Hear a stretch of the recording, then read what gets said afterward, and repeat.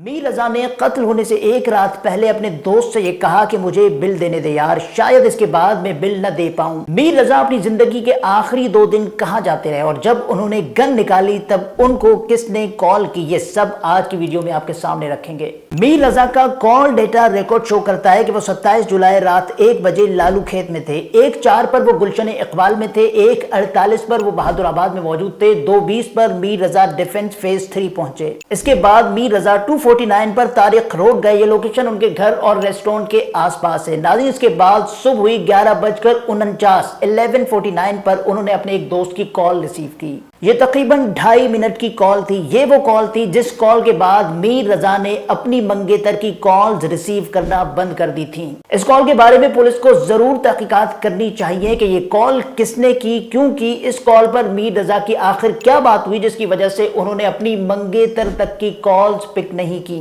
ये पूरा दिन गुजर गया। टेक्निकली रात 12 के बाद तारीख चेंज होती है, तो 28 जुलाई 12:25 से 2:12 पर 2 बैंकों के 4 मैसेजेस मीर रजा के नंबर पर आए। उसके बाद उनके सारे अकाउंट्स खाली हो गए। वो जो आप सुन रहे हैं ना कि मीर रजा ने कुछ पैसे घर छोड़े या फिर अपने वालिद को पैसे भेजे, तो शायद वो ट्रांजैक्शन उसी टाइम की है। 28 जुलाई रात 2:13 पर मीर रजा ने एक ऐसे नंबर पर कॉल की जो नंबर 1 अप्रैल से 28 जुलाई तक उनके कॉल डेटा रिकॉर्ड में शामिल नहीं था। उन्होंने 42 सेकंड्स बात की। हैरानकुन तौर पर जो नंबर मीर रजा के कॉल डेटा रिकॉर्ड में नहीं था, उसी नंबर पर दोबारा कॉल कनेक्ट हुई और उन्होंने उस कॉल पर 1 मिनट 15 सेकंड्स तक बात की। इस कॉल के बाद एक खौफनाक लम्हा तब आता है जब 2 बजे मीर रजा को उनके बिजनेस पार्टनर की कॉल आती है। उसके बाद उन्होंने वो गन उठाई थी जो आपने सीसीटीवी वीडियो में भी देखी होगी। अच्छा, उस सीसीटीवी वीडियो पे जो टाइम लिखा हुआ है, पुलिस के मुताबिक वो टाइम गलत है। बिजनेस पार्टनर की कॉल आने के बाद उन्होंने वो गन उठाई थी और वहां से घर चले गए थे। उसके बाद 4:07 पर मीर रजा को ऑनलाइन टैक्सी वाले ने कॉल की।